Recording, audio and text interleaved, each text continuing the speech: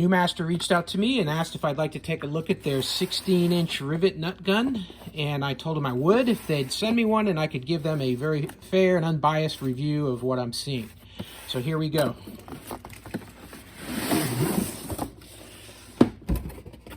That rivet gun comes in a nice case, which is going to be needed because there's a lot of pieces to a piece of equipment like this.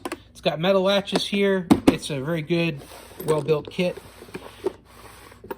What you're going to see inside right off the bat is an owner's manual, several bags of different sizes of the rivets. Now in this case it's a metric 10.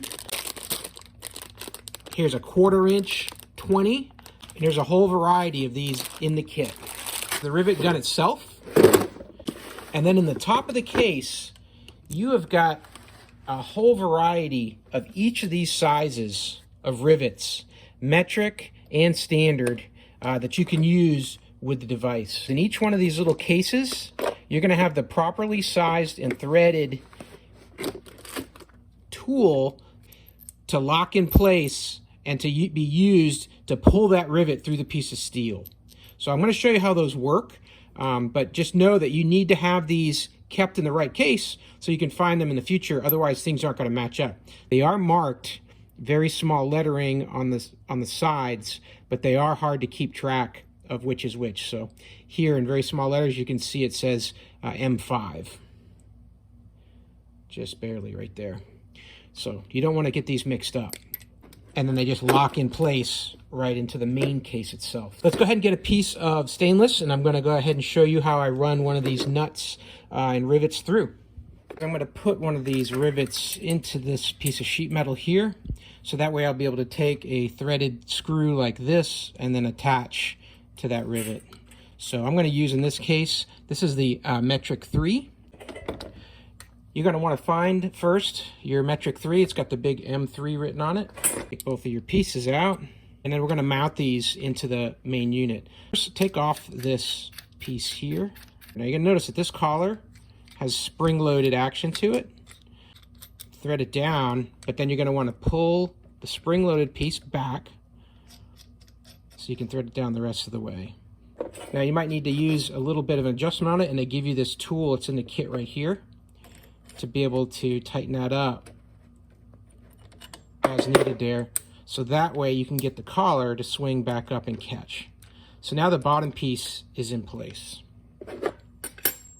Then you're going to take your collar that you removed, and you're going to screw that back on, and then you can use these two together to give some tension, put some friction on it. And now I'm going to take, lastly, the other part from the M3 kit and attach it.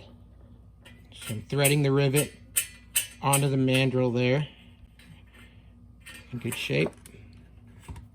Now I'm just going to grab both ends of the handles and then pull back like this, and then you hear that. And now my rivet is set.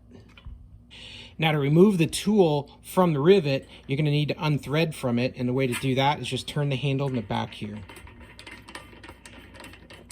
And there you go. Now the rivet is separated from the tool.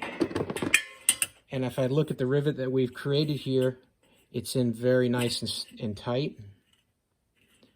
And see, it just crushed barely enough there to pull it in. And now I can use my threaded nut in the hole there.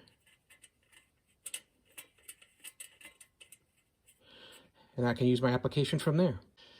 So hey, it's a very well-made tool. It's very heavy. It's got a lot of mass to it, so you're going to be able to pull those really big nuts through rivets that look like this with this tool without any trouble.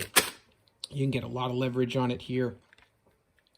I hope the video was helpful, and I hope that the information is useful to you, and that, as always, you have a great day.